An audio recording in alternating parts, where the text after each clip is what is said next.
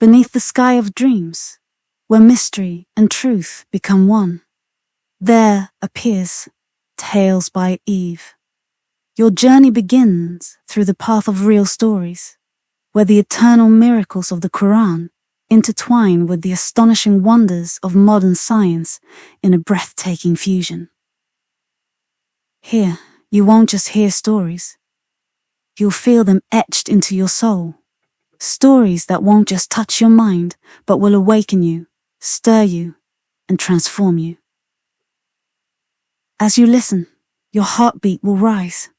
The boundless mysteries of the universe will unfold before your eyes, and deep within you, the infinite knowledge and mercy of Allah will awaken. Come, join me on Tales by Eve. Let us seek a glimpse of truth's light together. From here begins the most profound and extraordinary journey of your life. Are you ready? Let's begin our first tale. The Code of Light. All right, let's dive in. We've got some really interesting material on the table today. It's a collection of narratives called Tales by Eve, Quran and Science Miracles. Right. And this book, it explores these alleged connections, between modern science and specific verses from the Quran. Exactly. It sets up these comparisons. So our mission for this deep dive really is to unpack the specific examples and the claims presented in this collection. That's key. Yeah, strictly what's in these tales. We'll highlight the science concepts it brings up. And the Quranic verses the book argues will show this remarkable congruence. And the author does this through these short stories, these tales, often featuring scientists and, in labs or observatories. Oh, right. And their reactions are part of it. Yeah, their reactions when they see these proposed links. So we're exploring those claims, looking at the connections as described within this specific book. It's all about understanding the argument the author is making here. Okay, got it. So let's unpack the first area this material digs into. Cosmic and earthly origins. It starts off with iron. Iron, yeah. The narrative features a character, Dr. Richard Allen, a cosmic chemist. And he's looking into how iron got here to Earth. Exactly. And the book explains that, science confirms iron wasn't actually formed on Earth. Right, needs more heat, doesn't it? Precisely. The book says the scientific view is it needs supernovae explosions, huge heat, and then arrives via cosmic events. It even calls it extraterrestrial. A gift sent from the universe, I think, was the phrase used in the source. That's the one. And then the material presents the corresponding Quranic verse, Surah Al-Hadid, verse 25. Which says, and we sent down iron. Yes. And what's really highlighted by the author here is that specific phrase, sent down. Not created here, but sent down. Exactly. Not created within the earth. The narrative then poses the question, how could anyone 1,400 years ago know this specific detail? And it calls the verse a code of light. It does, yeah. And it notes the fictional scientist's reaction is basically, this cannot be a coincidence. Okay, so this first example, as the author frames it, it immediately kind of sets the stage for the whole book's argument, right? Absolutely. It asks you, the listener, to consider the timing, the origin of that specific piece of knowledge sent down versus coming from space. Yeah, the author uses that point, that specific phrasing about iron being sent down, to draw this stark contrast.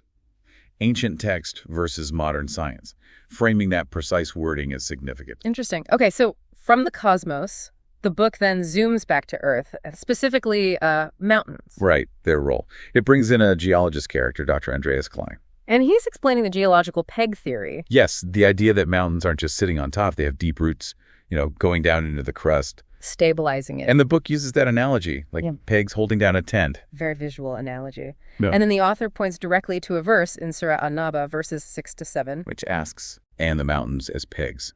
Just like that, a question.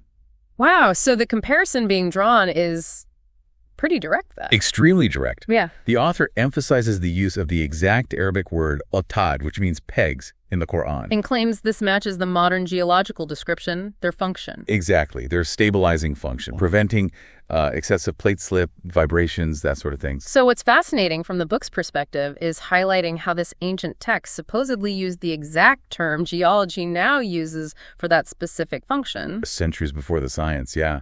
It presents that shared terminology for a specific geological role stabilization as the key takeaway. Thinking about this comparison the author makes, the geological science, the ancient text, that pegs analogy, how does that specific point, as presented, influence how you might look at mountains? Or maybe just think about how things are described. It definitely makes you notice the specific language used. Right. Okay, let's shift gears now, like the book does, and head out into space again. The expanding universe. Chapter 2 in the book. This one features a Dr. Emily Cooper. And she's presenting on Hubble's law, redshift. Showing the universe is expanding, not static. The book describes it as stretching like rubber, galaxies moving away.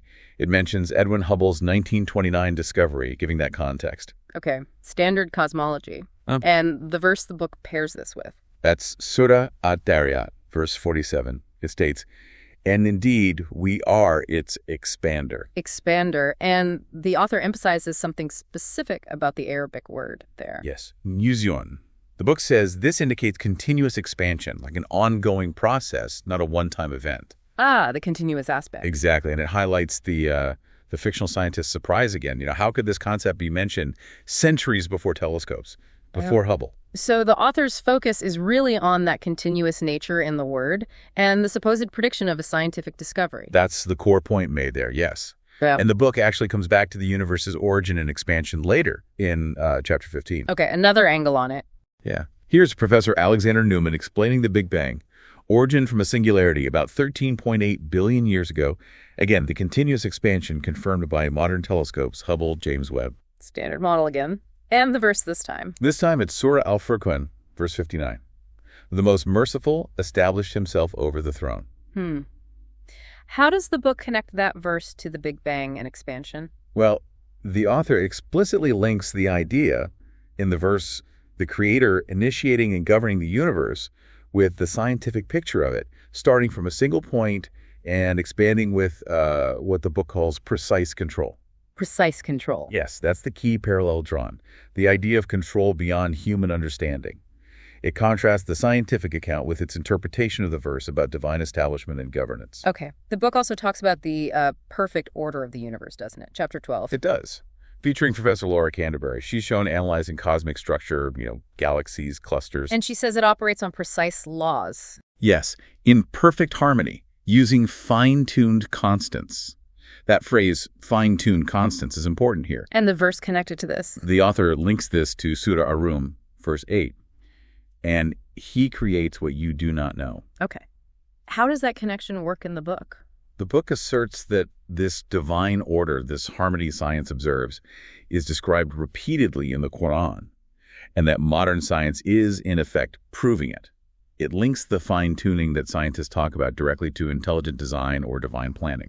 That's the argument presented in the book. So the author's essentially saying, look, science finds this incredible order, these fine-tuned constants, and the Quran talked about this divine order ages ago, positioning the ancient text as having prior knowledge. Yes, that's the recurring argument, that science is catching up to something already described, showing a level of precision and order known beforehand. So considering these examples from the book, expansion, origin, order, comparing the ancient text and modern astrophysics, purely based on how the author presents these comparisons, what stands out to you? How does it resonate? Well, the consistency of the pattern the author builds is certainly noticeable. Specific science, specific verse, claim of prior knowledge. Right. Okay, let's move to another area the book covers.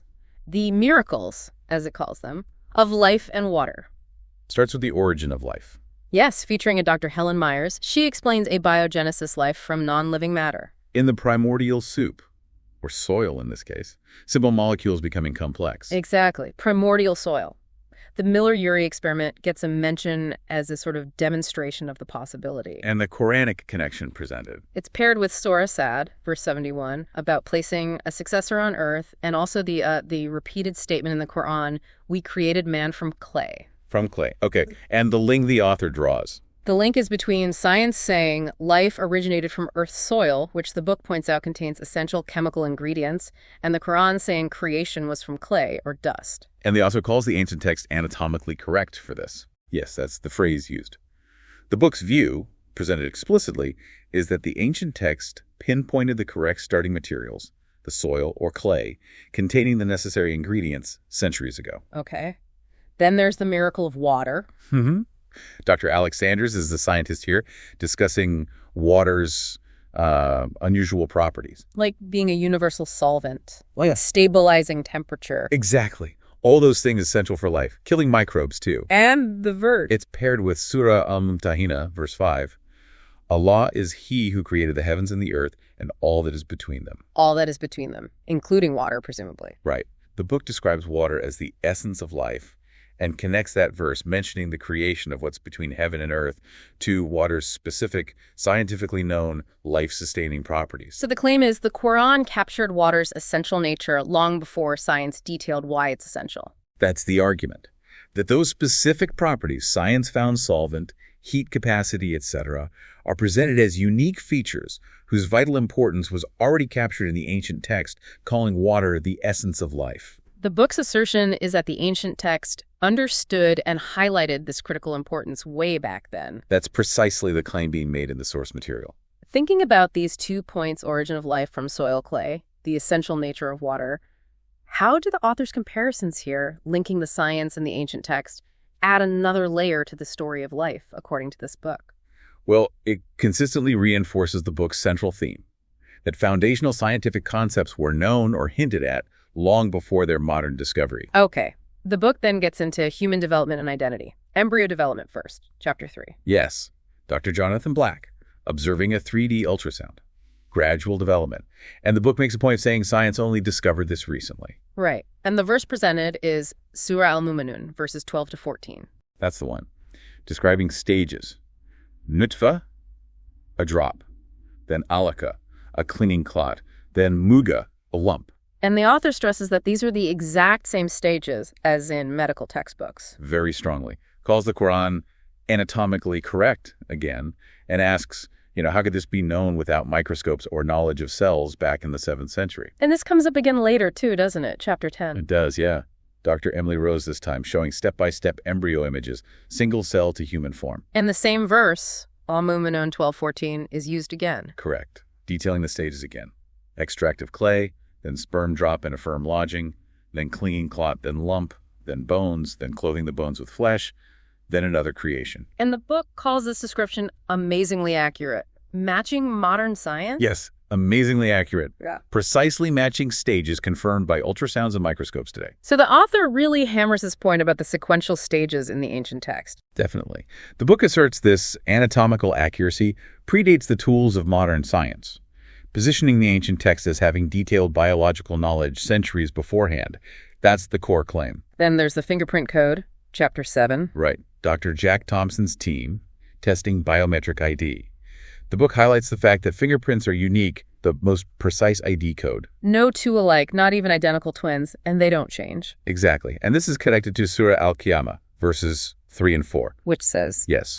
We are able even to proportion his fingertips. Fingertips? And the author asks, why fingertips specifically? And the book's interpretation is, that's where identity lies. It symbolizes the ability to recreate someone uniquely, completely. So mentioning that precise detail, fingertips, 1,400 years ago, is presented as highly significant. Extremely significant, according to the author. It emphasizes the specificity fingertips and links it directly to modern science using fingerprints as the ultimate unique identifier. It's framed as this unexpected convergence point focused on identity. So these examples, according to this book, they link the ancient text to modern understanding of development, identity, embryo stages, fingerprints. As presented in this material, what aspect of these specific comparisons stands out to you? I think the level of claimed anatomical or biological detail is probably what the author emphasizes most strongly in these sections, the specificity. Right. Okay, the book also covers the protective sky and the sun's light. Chapter 6, the sky. Yes, the protective sky. Dr. Maria Hansen is the scientist presenting on the atmosphere's layers. Ozone, magnetosphere, troposphere. Explaining how they shield us from UV, radiation, solar winds, meteors. Exactly. The book calls it a shield that saves your life, saying life couldn't survive, not even for a minute, without it. And this is compared directly to Surah Al-Anbiya, verse 32. Correct. And we made the sky a protected ceiling. Protected ceiling. And the author calls that phrase a perfect scientific description, capturing the essence of Earth's atmospheric defense. It says Earth would be like Mars without these layers. So a very direct parallel is drawn by the author. interpreting protected ceiling as a precise scientific match for the atmosphere's function. Yes, the interpretation presented is that it's an exact description of his protective role. Then the book looks at the sun's light. Chapter 11, The Miracle of Sunlight. Dr. Michael Stevens, researching sunlight's perfect balance of energy essential for life. The book notes science is still trying to fully grasp this fine balance. And the verse here is Surah Al-Furqan, verse 61. Yes. And he it is who made the sun a shining glory and the moon a light. Okay, shining glory. How does the author connect that to the energy balance? The author links the sun's scientifically known precise wavelength and energy, calling it a divine calibration, to that description, shining glory.